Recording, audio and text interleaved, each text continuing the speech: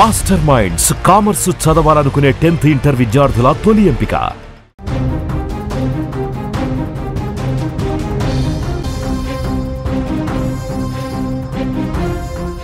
War zone breaking news అందుతుంది. పశ్చిమాసియాలో ఒక టెన్షన్ వాతావరణం కనిపిస్తోంది. ఇరాన్ను అమెరికాను వణికించేసిందని చెప్పాలి.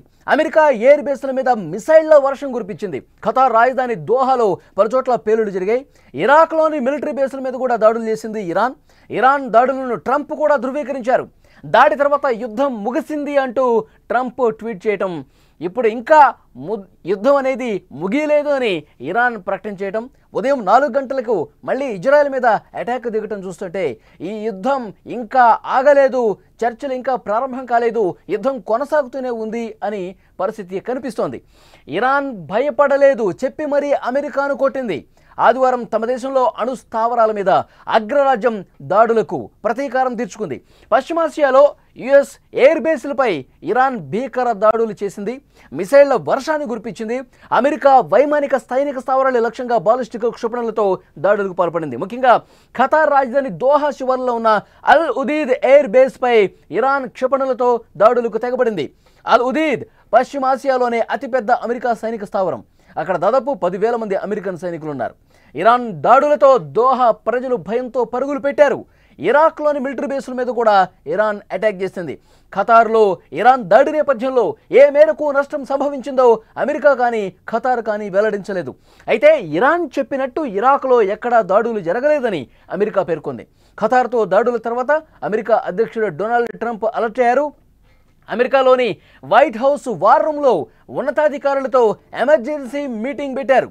ఇరాన్ చేసిన ఈ దాడుల తర్వాత అందరూ కూడా ఆశ్చర్యానికి గురి చేసేలా యుద్ధం ముగిసింది అంటూ ట్రంప్ ట్వీట్ చేశారు.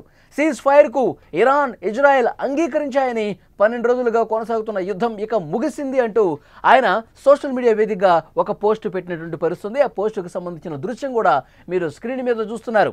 ఇరాన్ విదేశాంగ మంత్రి అబ్బాస్ అరాక్చీ స్పందిస్తూ తాము ఎలాంటి ఒప్పందం చేసుకోలేదు అన్నాడు. ప్రస్తుతానికి కాల్పుల విరమణ, సైనిక కార్యకలాపాల విరమణపై ఎలాంటి ఒప్పందం లేదు. అయితే టెల్ అవీవ్ మా ప్రజలపై చేస్తున్న ఈ దురాక్రమణను టెహరాన్ కాలమానం ప్రకారం ఉదయం 4 గంటలలోపు ఆపేయాలి. ఈ సంఘర్షణ కొనసాగించాలనే ఉద్దేశం అసలు మాకు లేదు. మా సైనిక కార్యకలాపాల విరమణపై తుది నిర్ణయం తర్వాత ప్రకటిస్తాం అని ఆయన చెప్పారు. తెల్లవారుజామున ఉదయం 4 గంటల తర్వాత ఇజ్రాయెల్ మళ్ళీ ఇరాన్ క్షిపణులు దూసుకొచ్చాయి. దీంతో పలుచోట్ల సైరన్ మోత కూడా మోగింది. ఇప్పుడు ట్రంప్ నెక్స్ట్ స్టెప్ ఏమిటి అన్నది ఆసక్తికరంగా మారింది. ఎందుకంటే తమపై దాడి చేస్తే ఊహించిన విధంగా విజృంభిస్తామని ట్రంప్ చెప్పారు. తమ ఎయిర్ బేస్లపై ఇరాన్ నేరుగా దాడి చేసిన తర్వాత యుద్ధం ముగిసింది అంటూ ట్వీట్ చేయడం, అలాగే తమకు పెద్దగా నష్టం జరగలేదని, ఇరాన్ క్షిపణులు అడ్డుకున్నామని చెప్తూనే యుద్ధం ముగిసిందంటూ ఆయన చేసినటువంటి ప్రకటన ప్రస్తుతం గందరగోళానికి కారణమవుతోంది. ఇరాన్ అటాక్తో ట్రంప్ వైఖరి మారిందా, ట్రంప్ భయపడ్డా అనే చర్చ కూడా మొదలైంది. ఇటు ఖతార్ కూడా ఇరాన్పై దాడికి సిద్ధమవుతుందనే వార్తలు మరింత కలవరపెడుతున్నాయి. నెక్స్ట్ ఏం జరుగుతుందన్న ఒక ఉత్కంఠ అయితే కనిపిస్తోంది. ఎప్పుడైతే ఇరాన్ ఒక అటాకింగ్ మోడ్లో ముందుకు పోయిందో, ముఖ్యంగా అమెరికా ఆర్మీ బేస్ క్యాంపుల మీద ఖతార్లో కావచ్చు లేదా ఇరాక్లో ఇరాన్ చేసినటువంటి దాడితో ఒక్కసారిగా ట్రంప్ భయపడ్డ పరిస్థితి ఉందని చర్చ జరుగుతుంది. ఈ దాడి తర్వాత, ఈ ఆర్మీ బేస్ క్యాంపుల మీద దాడి చేసిన తర్వాత, ఖతార్లో ఇరాక్లో ఇరాన్ చేసినటువంటి దాడి తర్వాత ఉన్నతాధికారులతో వెంటనే ఒక సమావేశం ఏర్పాటు చేశారు ట్రంప్. దాంట్లో పూర్తి స్థాయిలో చర్చ జరిగింది. ఇరాన్ అమెరికా మీద అటాక్ దిగటంతో, అమెరికా ఈ సైనిక క్యాంపుల మీద అటాక్ చేయడంతో ట్రంప్ ఆలోచనలో పడ్డట్టుగా తెలుస్తోంది. వెంటనే ట్రంప్ కూడా ఒక మీటింగ్ ఏర్పాటు చేసుకుని వెంటనే ఒక పోస్ట్ పెట్టేశారు. 2 దేశాల మధ్య చర్చలు జరుగుతున్నాయి, కాల్పుల విరమణకు రంగం సిద్ధమైంది, ఒక 12 గంటల్లోపే దీని మీద ఒక తుది నిర్ణయం రాబోతోంది, 2 దేశాలు కూడా శాంతి వైపు అడుగులు వేస్తున్నాయి, ఈ 2 దేశాలకు నేను అభినందనలు తెలియజేస్తున్నాను అంటూ ఒక పోస్ట్ పెట్టిన పరిస్థితుంది. వెంటనే ఇరాన్ కూడా రియాక్ట్ అయింది. ఇరాన్ మంత్రి ఒకడు దాని మీద మాట్లాడిన పరిస్థితుంది. ఇరాన్ మంత్రి ఏమన్నారంటే, ఈ ఒప్పందానికి సంబంధించి, కాల్పుల విరమణకు సంబంధించి ఎలాంటి ఒప్పందం జరగలేదు, ఇంకా దీనికి సంబంధించినటువంటి అభిప్రాయం మేము ఆలోచిస్తూ ఉన్నాం, ఇంకా ఎలాంటి డెసిషన్ తీసుకోలేదు అని మాట్లాడినట్టు పరిస్థితుంది. ఆ తర్వాత మళ్ళీ ఇరాన్ ఇజ్రాయెల్ మీద దాడి చేయడం, ఇజ్రాయెల్ మళ్ళీ ఇరాన్ మీద దాడి చేయడం, ఇది కొనసాగుతున్నటువంటి పరిస్థితి చాలా స్పష్టంగా కనిపిస్తోంది. ఎప్పుడైతే ఇరాన్ అణు కేంద్రాల మీద అమెరికా దాడి చేసిందో తప్పకుండా ప్రతీకారం తీర్చుకుంటాం, యుద్ధం మీరు స్టార్ట్ చేశారు, ముగింపు పలికేది మేమే అంటూ ఇరాన్ మాట్లాడేటువంటి పరిస్థితుంది. సో పశ్చిమాసియాలో ఒక రణరంగాన్ని తలపిస్తున్నటువంటి పరిస్థితి కనిపిస్తోంది. పశ్చిమాసియాలో ఉద్రిక్తతలు అంతకంతకు పెరుగుతున్నాయి. ట్రంప్ ఏదైతే పోస్ట్ పెట్టారో ఇంకా అది రెండు దేశాల సయోధ్యకు, రెండు దేశాలు కాల్పుల విరమణను ఏ మేరకు అంగీకరిస్తాయనేది కూడా ఒక పెద్ద క్వశ్చన్ మార్క్గా కనిపిస్తుంది. ట్రంప్ భయపడ్డాడని చర్చ కూడా ఒకవైపు జరుగుతుంది. ఎందుకంటే అమెరికా బేస్ క్యాంప్ మీద గల్ఫ్ కంట్రీస్లో ఉన్నటువంటి అమెరికా సైనిక కార్యకలాపాలు నిర్వహించేటటువంటి క్యాంప్స్ ఏవైతే ఉన్నాయో ఖతార్లో, ఇరాక్లో, నిన్న సిరియాలో ఆ క్యాంపుల మీద పెద్ద ఎత్తున దాడి చేసింది. ఖతార్లో ఉన్నటువంటి క్యాంపు 10,000 మంది అమెరికా సైనికులు ఉంటారు. సో దాని మీదే దాడి చేయడంతో అమెరికా కొంత ఆందోళన వ్యక్తం చేసిన పరిస్థితి కనిపిస్తుంది. హుటాహుటిన ఒక ఎమర్జెన్సీ మీటింగ్ కూడా ట్రంప్ పెట్టుకున్నాడు. ఆ మీటింగ్లో చాలా స్పష్టంగా రెండు దేశాలకు సంబంధించిన ఉన్నతాధికారులతో అమెరికాలో ఉన్నటువంటి అధికారులు మాట్లాడినట్టుగా తెలుస్తుంది. సీజ్ ఫైర్ చేసే విధంగా నిర్ణయం తీసుకోవాలి అని చెప్పి ఒత్తిడి పెట్టినట్టుగా తెలుస్తుంది. ఆ తర్వాతే ఆయన పోస్ట్ పెట్టారు. ఒక శుభ పరిణామం జరగబోతోంది. 13 రోజులుగా జరుగుతున్నటువంటి ఈ యుద్ధం ఎండ్ కార్డు పడే దిశగా చర్చలు జరుగుతున్నాయి. ఇప్పుడు ఇరాన్ నిర్ణయం తీసుకోవాల్సినటువంటి అవసరం ఉంది. రెండు దేశాలు గనుక ఈ సీజ్ ఫైర్కు, కాల్పుల విరమణకు, సైనిక కార్యకలాపాల విరమణకు అంగీకారం తెలిపితే ఒక మంచి పరిణామం కనిపిస్తుందని చెప్పి ట్రంప్ మాట్లాడిన పరిస్థితుంది. ఒక 12 గంటల్లోనే సీజ్ ఫైర్ జరగబోతుంది. ఇప్పటికే ఆల్మోస్ట్ చర్చలు జరిగినాయి అని చెప్పి ట్రంప్ మాట్లాడిన పరిస్థితుంది. కానీ పరిస్థితులు చూస్తే అలా కనిపించట్లేదు. ఇరాన్ ఎక్కడా కూడా మేము వెనక్కి తగ్గము, ఇంపార్టెంట్గా ఉన్నటువంటి ఒక 3 అణు కేంద్రాల మీద ఎప్పుడైతే అమెరికా దాడి చేసిందో, B2 బంకర్ బ్లాస్టర్లతో దాడి చేసిందో మేము తీవ్రంగా నష్టపోయాం. ఈ నష్టాన్ని ఏదో రకంగా మేము పూడ్చుకోవాల్సినటువంటి అవసరం ఉంది. ఇరాన్ ప్రజల ఆత్మస్థైర్యాన్ని ఇలాంటి దాడులు దెబ్బ తీయవు, మేము దెబ్బకి దెబ్బ కొడతామంటూ పెద్ద ఎత్తున విజువల్స్లో మీరు చూస్తున్నారు. ఈరోజు ఉదయం 4 గంటలకి సీజ్ ఫైర్ జరుగుతుందని చెప్పినా కానీ ఎక్కడ ఎవరు దీన్ని పాటించని పరిస్థితే కనిపిస్తుంది. ఇంకా ఉద్రిక్తతలు పెరుగుతున్నాయి. బాలిస్టిక్ క్షిపణులతో పెద్ద ఎత్తున దాడులు చేస్తోంది ఇరాన్.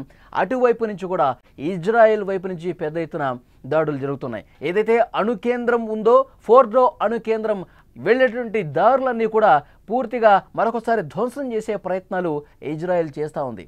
సో ప్రస్తుతం అయితే పరిస్థితులు ఇంకా కొంత నిలకడగా కొనసాగే పరిస్థితి అయితే కనిపించట్లేదు. ఎందుకంటే రెండు దేశాలు కూడా ఇంకా మిసైళ్ల వర్షం కురిపించుకుంటూనే ఉన్నాయి, బాంబుల వర్షం కురుస్తూనే ఉంది. ట్రంప్ చేసినటువంటి ప్రకటనకు సంబంధించి ఈ సీజ్ ఫైర్ ఎప్పట్లోగా జరుగుతుంది, మళ్ళీ ఏమైనా చర్చలు సానుకూలంగా జరిగే పరిస్థితి ఉందా, దీని మీదే అంత చర్చ నడుస్తోంది. ఇరాన్ ఎక్కడా భయపడ్డట్టు పరిస్థితి కనపట్లేదు. అమెరికాను చెప్పి మరీ దెబ్బ కొడుతోంది. దీని మీద కూడా ట్రంప్ స్పందించారు. మీరు చెప్పి దాడులు చేస్తూ ఉన్నారు, దానికి ధన్యవాదాలు అంటూ వ్యంగ్యంగా మాట్లాడిన పరిస్థితి కూడా ఉంది. ఎందుకంటే ఖతార్ మీద ఎప్పుడైతే అక్కడ అమెరికా ఆర్మీ బేస్ క్యాంప్ మీద దాడి చేస్తుందో ఇరాన్, అప్పటికే ఒక అరగంట ముందే ఖతార్కి ఇన్ఫర్మేషన్ ఇచ్చింది, మేము ఆర్మీ, మీ దేశంలో ఉన్నటువంటి అమెరికా ఆర్మీ బేస్ క్యాంప్ మీద మేము దాడి చేస్తున్నామని చెప్పి మరి అక్కడ దాడులు చేయడాన్ని ట్రంప్ ఈ విధంగా పెట్టినటువంటి పరిస్థితి ఉంది. అయితే ట్రంప్ ఈ కాల్పుల విరమణ జరుగుతుంది అని చెప్పిన తర్వాత కూడా పూర్తి స్థాయిలో రెండు దేశాలు దీన్ని పాటించని పరిస్థితి కనిపిస్తోంది. యుద్ధం ఇంకా ముందుకే సాగుతున్నటువంటి సిచ్యువేషన్ కనిపిస్తుంది. మేము దెబ్బకి దెబ్బ కొట్టాల్సిందే అంటూ ఖమేనీ మాట్లాడుతూ ఉన్నారు. ఒకవైపు ఇజ్రాయెల్ గత 4-5 రోజులుగా చెప్తానుంది, ఖమేనీని అంత ముందిస్తేనే ఈ యుద్ధం ఆగుతుంది అని చెప్తా ఉన్నారు. కానీ ఖమేనీ ఒక బంకర్లో ఎవరికీ తెలియనటువంటి ప్లేస్లో ఉన్నారో అక్కడి నుంచే కార్యకలాపాలన్నీ చెప్తా ఉన్నారు. తమ సైనిక ఉన్నతాధికారులకు అక్కడి నుంచే డైరెక్షన్ ఇస్తూ ఉన్నారు. వదిలిపెట్టేది లేదు, యుద్ధం వాళ్ళు స్టార్ట్ చేశారు, దొంగ దెబ్బ కొట్టారు, అంతర్జాతీయ చట్టాలను ఉల్లంఘించి మన అణు కేంద్రాలని ధ్వంసం చేశారు. కానీ మనం కామ్గా కూర్చునే పరిస్థితి లేదు, దెబ్బకి దెబ్బ కొడతాం. అమెరికా ఇప్పుడు మాకు ప్రధాన ప్రత్యర్థి ఇజ్రాయెల్ కాదు, అమెరికా ఆర్మీ బేస్ క్యాంపుల్ని మనం నిర్వీర్యం చేయాల్సినటువంటి అవసరం ఉంది. అమెరికా వెన్నులో వడుగు పుట్టే విధంగా మనం ఇప్పటికే చాలా నష్టపోయాం. ఈ నష్టం ఇక ఎంతవరకు జరుగుతుందో మనకు తెలియదు. కానీ అమెరికా కూడా తగిన మూల్యం చెల్లించుకోక తప్పదు. అమెరికా కూడా భయపడే పరిస్థితి రావాలి అని తీవ్రంగా హెచ్చరికలు జారీ చేస్తూ ముఖ్యంగా గల్ఫ్ కంట్రీస్లో ఉన్నటువంటి అమెరికా ఆర్మీ బేస్ క్యాంపుల మీద క్షిపణుల వర్షం కురిపిస్తోంది. దాంతోనే హుటాహుటిన ట్రంప్ ఒక మీటింగ్ ఏర్పాటు చేసుకుని కాల్పుల విరమణకు ముందుకు రావాలి, ఆల్రెడీ చర్చలు జరుగుతున్నాయి, 12 గంటలకు కొలిక్కొస్తుందని చెప్పి ప్రకటన చేసినటువంటి పరిస్థితి. దీంతో ట్రంప్ భయపడ్డా అన్న చర్చ అయితే మొదలైంది.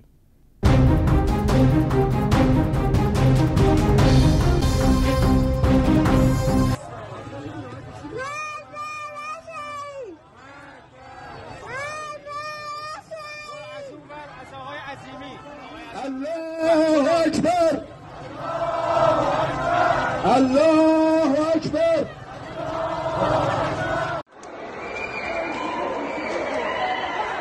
فين الهربوا